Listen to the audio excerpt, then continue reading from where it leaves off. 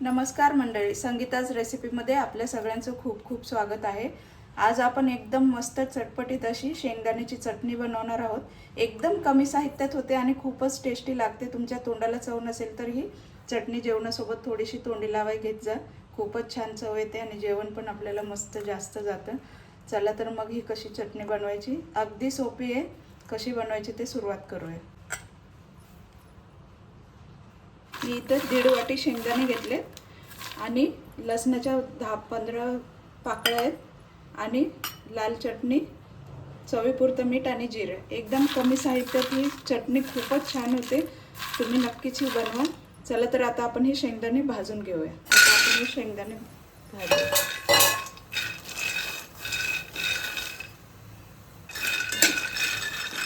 हे पहा, आता डाग पडायला लागलेत। आता मी गॅस बारीक केला आणि मस्त खमंग असे भाजून घ्यायचे आपल्याला।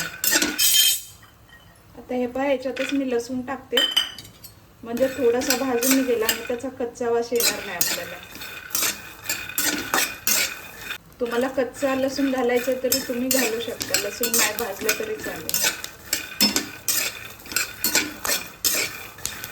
ही चटणी मस्त 10-15 दिवस, महिनाभर सुद्धा टिकू शकते। हे पहा, तडतड आवाज येतोय।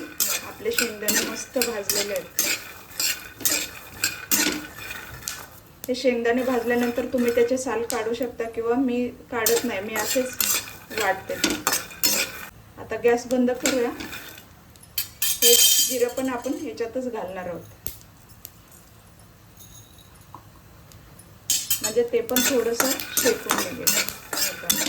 आता हे थंड करून घेऊया आणि मग आपण चटणी वाटूया।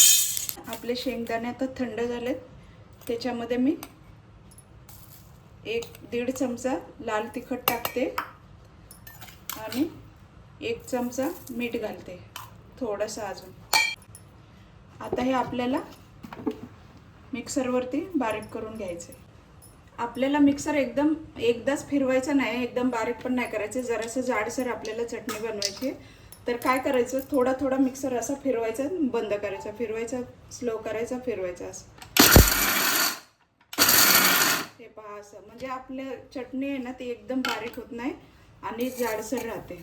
हे पहा, चटणी एकदम बारीक होत नाही आणि जाडसर राहते। थोडं थोडं फिरवत फिरवत थांबायचं।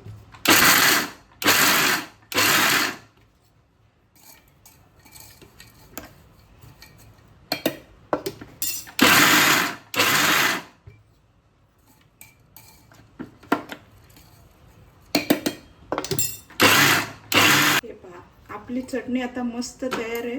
बघा, टेक्स्चर किती छान आलंय। एकदम एकदम बारीक पण नाही आणि एकदम जाड पण नाही, एकदम मीडियम आपण वाटलेले आहे। खूपच छान।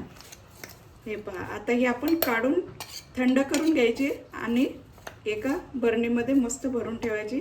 ही खूप दिवस टिकते चटणी आणि जेवणासोबत थोडी थोडी घेतली तरी खूपच चविष्ट लागते आणि तोंडाला चव पण येते। तर तुम्हाला कशी वाटली ही चटणीची रेसिपी? तुम्हाला आवडली असेल तर नक्कीच लाईक करा, कमेंट करा, शेअर करा आणि सबस्क्राईब करायला विसरू नका। चला तर मग भेटूया अशाच मस्त चटपटीत रेसिपीमध्ये। थँक्यू।